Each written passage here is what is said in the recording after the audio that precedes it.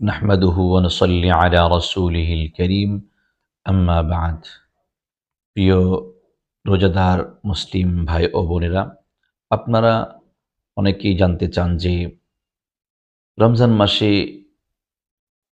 কিভাবে কি করলে রোজার কাজা এবং কাফফারা উভয়টা ওয়াজিব হয়, এমন কি অপরাধ যার দ্বারা কাফফারা ওয়াজিব হয়।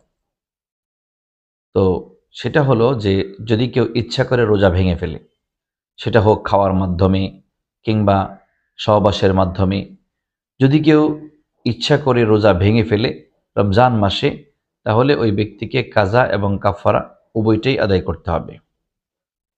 অর্থাৎ আপনার কাফারা মানে কি, লাগাতার 2 মাস আপনাকে রোজা রাখতে হবে আরবি হিসাবে।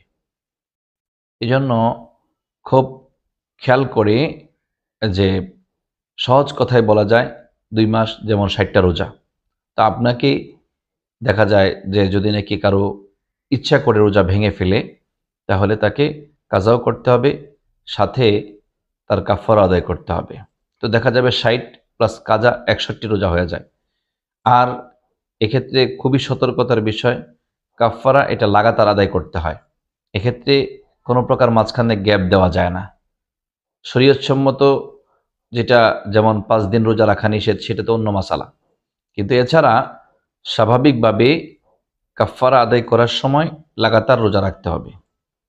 তো অন্যথায় আপনার কাফারা আদায় হবে না।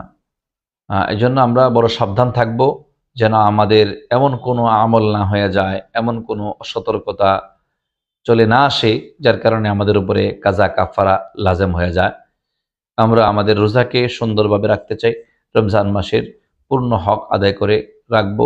আল্লাহ রাব্বুল আলামিন আমাদের সকলকে রমজান মাসের সবগুলো রোজা ঝামেলা মুক্ত অবস্থায়, পেরেশানি মুক্ত অবস্থায় এবং কোনো প্রকার রোজার ত্রুটি হয় এমন কার্যক্রম থেকে হেফাজত করে আমাদের রোজাগুলো সুন্দরভাবে আদায় করার তৌফিক দান করুন। আমিন।